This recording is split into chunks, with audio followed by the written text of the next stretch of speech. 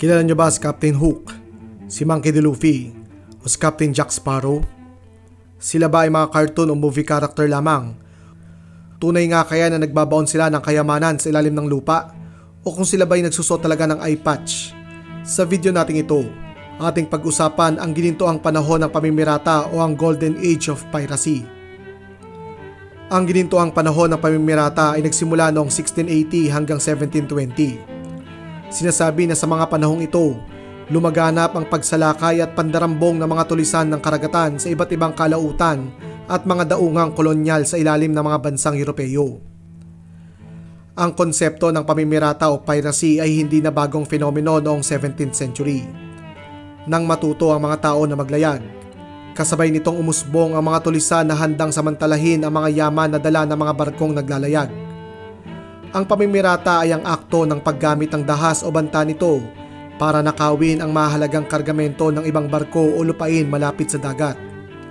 Para masabing piracy ang naganap, ang mga sumalakay ay dapat magmula sa katubigan sakay ng kanilang mga naval vessel. Ang mga pirata ay unang namayagpag sa Mediterranean Sea kung saan tinarget ng mga tulisang ito ang mga bangka at barkong nagdadala ng kargamento sa mga isla ng Greece at peninsula ng Rome. Gayunpaman sa paglakas ng Roman Empire, nilinis ng mga Romano ang Mediterranean kung saan kanilang hinanting ang mga pirata hanggang maglaho sila. Sa pagbagsak ng Roman Empire, panibagong grupo ng mga pirata ang lumitaw sa Europa. Ito ang mga Vikings. Mula sa Scandinavia, dinambong ng mga kinatatakutang Vikings na ito ang hindi mabilang na mga pamayanan sa Europa, Africa at maging Asia. Bagamat hindi ganap na naglaho, unti-unting nanghina ang kultura ng pamimirata sa pagtatapos ng Viking Age noong 12th century AD. Muli lamang mabibigyan ng buhay ang mga pirata sa pagpasok ng Age of Sail dahil sa iba't ibang kadahilanan. Noong 17th century, isang mapaminsalang digmaan ang naganap sa Western Europe. Ito ang War of Spanish Succession. Sa digmaang ito, nagharap ang mga pinakapremyadong naval power sa Europa kagaya ng Spain, Great Britain at France. Para madagdagan ang kanilang puwersa, umarkila ang mga bansang ito ng mga privateers. Ang mga privateers ay mga pribadong sailor at ship owner na inatasan ng kani-kanilang pamahalaan na sumalakay sa mga barko ng kanilang kaaway. Ang mga privateers ay binigyan ng karapatan ng kanilang pamahalaan na dambungin ang mga barko ng kalaban sa ngalan ng kanilang bansa. Gayunpaman, nang magwakas ang War of Spanish Succession, nagwakas na din ang pangangailangan sa mga privateers. Narito ang suliranin. Dahil sa pagkawala ng kanilang kabuhayan, marami sa mga privateers ang naging pirata. Bukod sa mga privateers, marami ding mga dating sundalo at mga merchant sailor ang nawala ng kabuhayan nang magbawas ng mga sundalo ang mga navy ng mga European empires.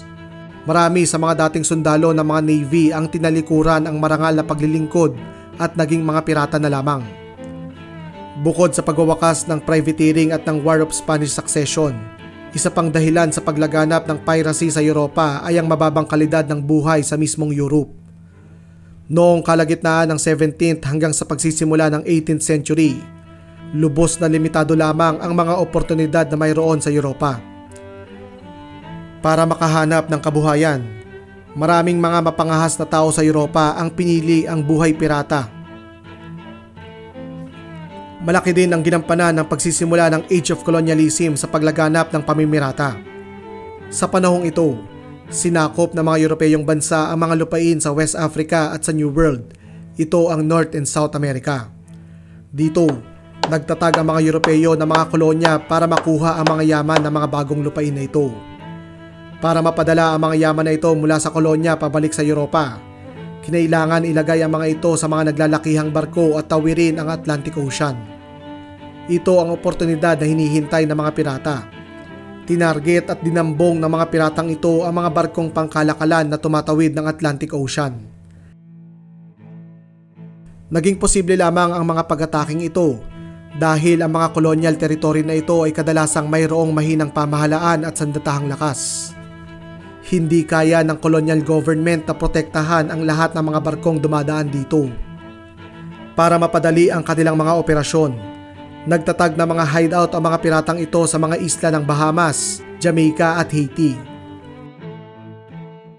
Ang mga pirata ay hindi mga barbarong tulisan, kundi mga strategic robbers na sinisigurong makakamit nila ang pinakamataas na pakinabang nang hindi sila napapahamak. Ang unang hakbang ng pirate attack ay ang pagpili ng target nito. Iniiwasan ng mga pirata ang pagsalakay sa mga barkong armado o di kaya'y may mga escort. Kapag nakapili na sila ng target, sisiguraduhin nila na ang kanilang pagsalakay ay magaganap kapag malayo na sa daungan ang barko para maiwasang makatakas o makahingi ito ng tulong. Ang pagpapalubog ng barko ay hindi bahagi ng estratehiya ng mga pirata dahil hindi nila makukuha ang yaman nito.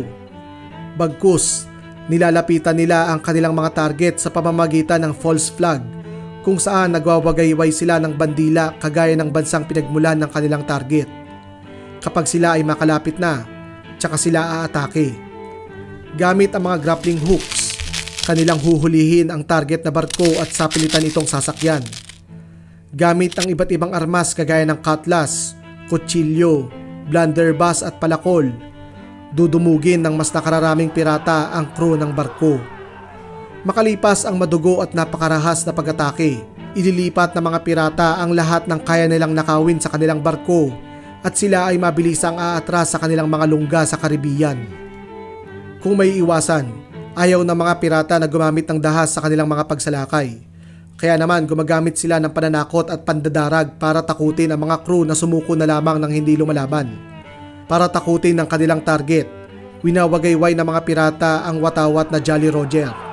Isa itong itim na bandila na mayroong bungo at crossbones na nangangahulugang kapag hindi sumuko ang crew ng barkong ito, papatayin nila ang lahat ng sakay nito. Ngayon naman, ating pag-usapan kung paano namuhay ang mga pirata. Ayon sa mga tala, ang mga pirata ay sumusunod sa batas na kung tawagin ay Pirates Code. Ang Pirates Code ay nailimbag sa libro ni Charles Johnson, isang British captain at ekspertong biographer ng mga pirata. Bagamat mga tulisan, mayroong sariling bersyon ng demokrasya ang mga pirata.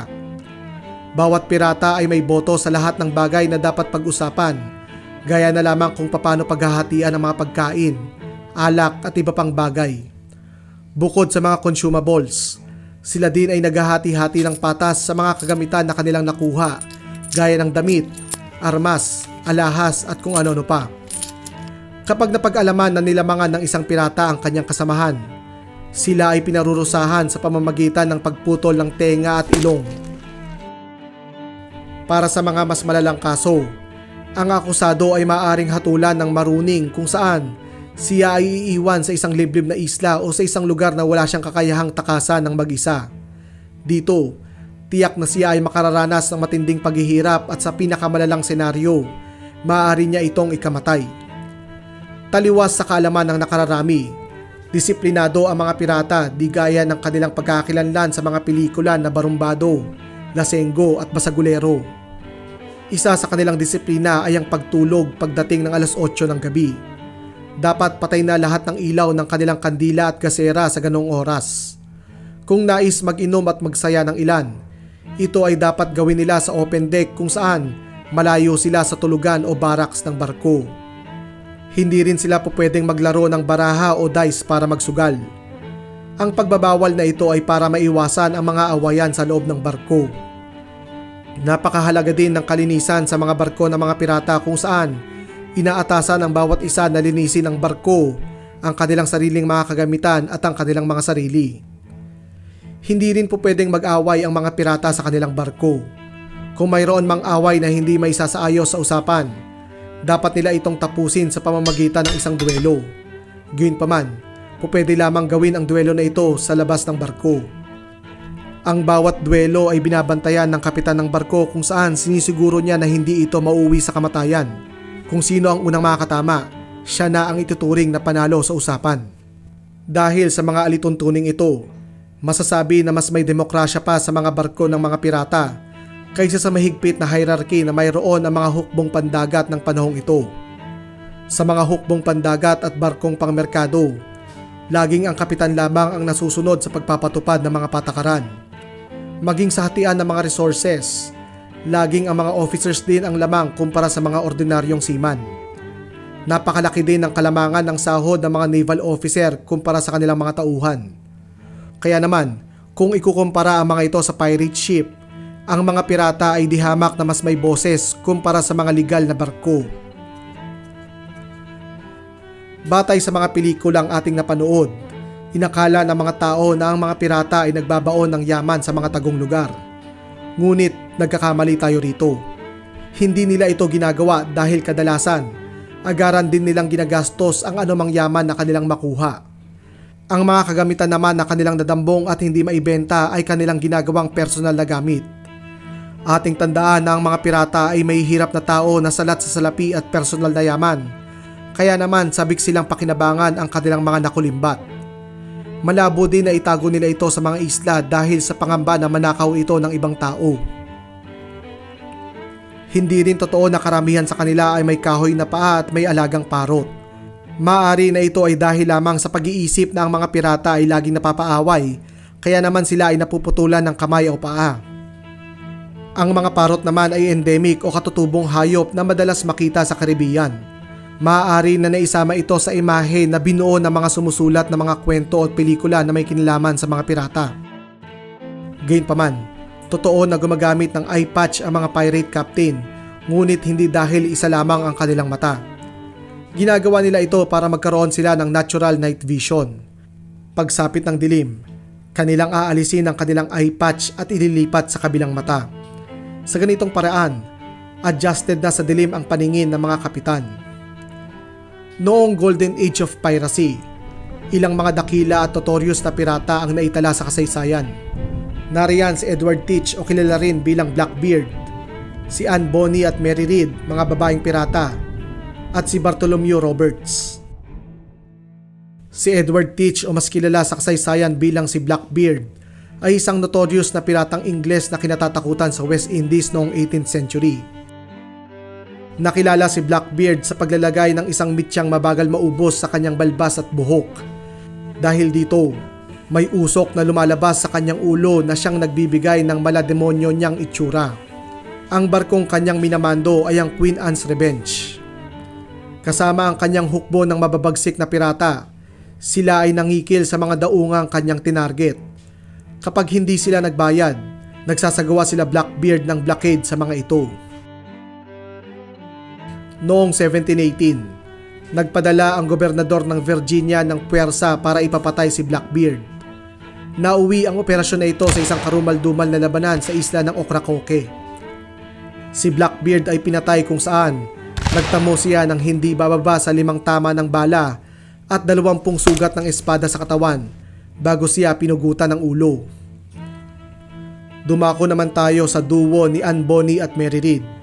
Sila ay 2 kasumpa-sumpang babaeng pirata na namayagpag noong 18th century. Si Anne Bonny ay mula sa isang marangyang pamilya. Gayunpaman isang araw, ang barkong sinasakyan niya ay hinijack ng piratang si Captain Calico Jack, isang batikang Caribbean pirate. Napilitan siyang magsilbi bilang pirata para makaligtas sa mga humuli sa kanya at kinalaunan ay naging karelasyon ni Calico Jack. Si Mary naman ay merong mas kakaibang pamumuhay. Mula kanyang pagkabata, siya ay nagbalat kayo bilang isang lalaki kung saan nagsilbi siyang sundalo. Makalipas nito, siya ay pumasok sa buhay pirata kung saan naglingkod siya sa ilalim ni Calico Jack at naging kaagapay ni Anne Bonny. Ang duo na ito ay nakilala sa kanilang kakayahan sa pakikipagbakbakan at katapangan.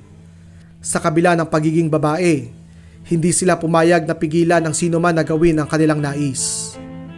Noong 1720, nahuli ang kanilang sinasakyang barko ng mga humahabol na British Navy.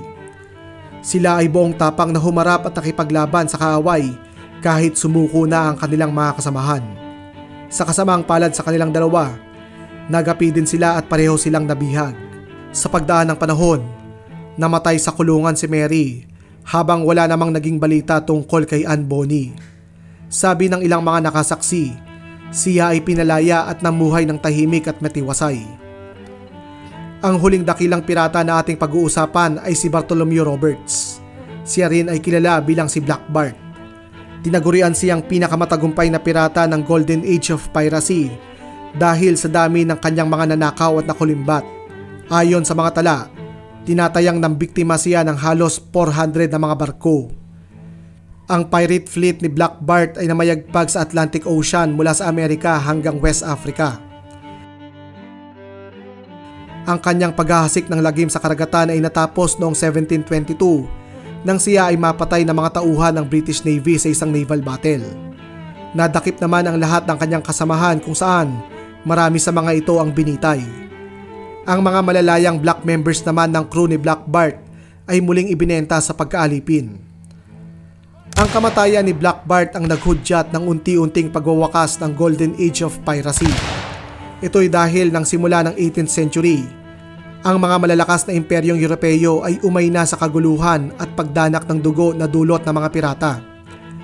Nagpadala ng malalakas na armada ang mga Europeyong imperyo na ito sa karagatan para magpatrolya at sugpuin ang mga pirata. Dinurog ng mga European armada na ito ang mga pirata. Sa kabila ng kanilang bagsik, ang mga pirata ay walang binatbat sa mga tunay na professional navy. Ang presensyang ito ng mga Imperial Navy ay nagdala ng kaayusan sa karagatan na minsang pinagharian ng mga pirata.